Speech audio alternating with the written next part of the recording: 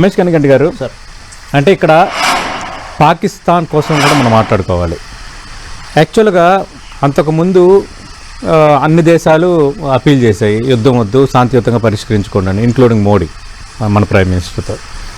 లేటెస్ట్గా అంతకుముందు పాకిస్తాను, యమన్, తుర్కీ ఇవన్నీ కూడా కొంత ఈ మధ్యవర్తిత్వం, ఈజిప్ట్ మధ్యవర్తిత్వం ప్రయత్నిస్తున్నాయని మనం మాట్లాడుకున్నాం. ఇదంతా సీన్ కట్ చేస్తే ఓన్లీ బికాజ్ ఆఫ్ పాక్ ప్రధాని ట్వీట్తో నేను రెస్పాండ్ అయ్యాను, ఆసిఫ్ మునీర్ ఇచ్చిన సలహా నేను రెస్పాండ్ అయ్యానని ట్రంప్ మాట్లాడి ఒక రకంగా పాకిస్తాన్ని గ్లోరిఫై చేసే ప్రయత్నం అయితే చేశాడు. కానీ ఇక్కడ ఏమైపోయిందంటే ఇప్పుడు పాకిస్తాన్ ఇరుకోవడంలో పడిపోయిందా? ఎందుకంటే చర్చలకు మూల కేంద్రంగా ఉన్న పాకిస్తాన్ను చర్చలు కోరుకుంటున్న ఈ ప్రతిష్టంభనలో కీలకంగా ఉన్న ఇజ్రాయెల్ నమ్మడం లేని పరిస్థితి. ఇప్పుడు ఇరాన్ వస్తుందో లేదో తెలియదు. రెండు, పాక్ ప్రధాని ట్వీట్లో ఈ యుద్ధ విరమణ అంతా జరుగుతుంది, ఇంక్లూడింగ్ లెబనాన్ అని ఆయన ట్వీట్లో రాశారు. బట్ వేరేజ్ లెబనాన్ అనేది లేదని వాళ్ళు తేల్చేశారు. లెబనాన్పై ఆల్రెడీ ఇజ్రాయెల్ దాడులు కూడా చేసింది. ఇప్పుడు పాక్ పరిస్థితి ఏంటి ఈ విషయంలో? పాకిస్తాన్ పరిస్థితి కొత్తగా యాడ్ అయ్యింది ఏంటంటే సోర్స్ ఆఫ్ ఎంబారస్మెంట్ యాడ్ అవుద్ది. వాళ్ళు ఏమనుకున్నారంటే మేము మా యొక్క చాణక్య నీతి ఇండియా నుంచి అప్పు తెచ్చుకొని చాణక్య నీతి నేర్చుకొని వాడుకుందాము, మంచి ప్రపంచ శాంతి దూతగా పేరు పొందాం అనుకున్నారు. ఓకే, అంటే శాంతి ఎవరు తెచ్చినా మంచిదే, వెల్కమ్ చేస్తాం. అవును, దాంట్లో డౌట్ లేదు. అవును, మనకి శత్రు దేశం కాబట్టి వాళ్ళు శాంతి చేస్తే మనం వ్యతిరేకించే అంత లేదు. We are too big a country, too mature a country to handle. ఎవరో ఒకరు ముందు అయితే ఆగాలని కోరుకుంటారు ప్రపంచం అంతా. హ్యూమన్ సెక్యూరిటీ, వరల్డ్ పీస్ మనం ఎవరు తెచ్చినా ఓకే. కానీ నాకు తెలిసింది, ఎందుకు తెలుసు అంటే ఇప్పుడు ఈ ఏరియాని మేము స్టడీ చేస్తున్నాం కదా సార్. అవును, ఇదేదో ఇవాళ ఇంటర్వ్యూ కోసం వచ్చి కూర్చొని మాట్లాడేది కాదు కదా.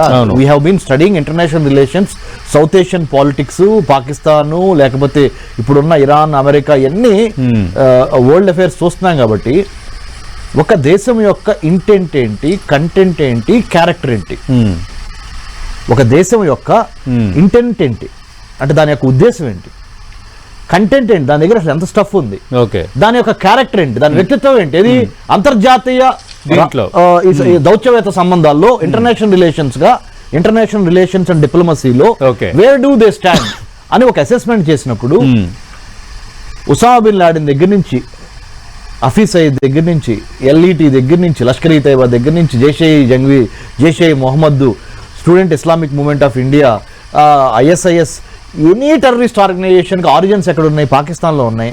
స్టేట్ స్పాన్సరింగ్ టెర్రరిజం అనే దానికి ఎవరు? పాకిస్తాను. స్టేట్ ఇనిషియేటింగ్ టెర్రరిజం ఎవరు? పాకిస్తాను. స్టేట్ కండక్టింగ్ టెర్రరిజం ఎవరు? పాకిస్తాను.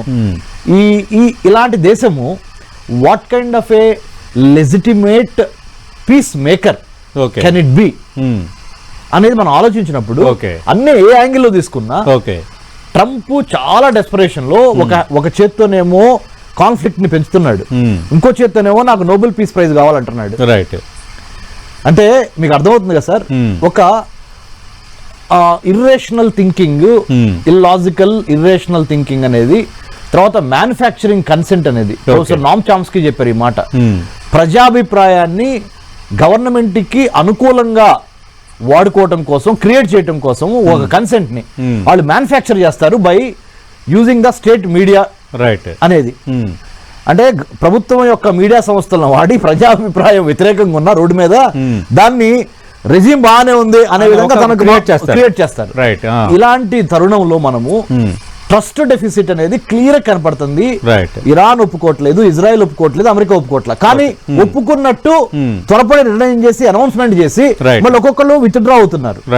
సో జియో పాలిటిక్స్ లో, ఈ టెన్షన్స్ లో, మన జోగ్రఫీ అండ్ ఈ వార్ కైండ్ ఆఫ్ సిచ్యువేషన్ లో ట్రస్ట్ ని బిల్డ్ చేయకుండా ఎటువంటి ప్రయత్నం చేసినా అది దాని వ్యర్థమే.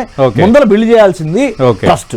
ఆ ట్రస్ట్ ని బిల్డ్ చేసే కాన్ఫిడెన్స్ బిల్డింగ్ మెజర్ అంటారు, సిబిఎంస్ అంటారు, కాన్ఫిడెన్స్ బిల్డింగ్ మెజర్. ఒకళ్ళ మీద ఒకళ్ళకి ఆత్మవిశ్వాసంతో, ఒకళ్ళ మీద ఒకళ్ళకి ఈ యొక్క ట్రస్ట్ ని, అంటే ఈ లాయల్టీని, ట్రస్ట్ ని బిల్డప్ చేయిందే.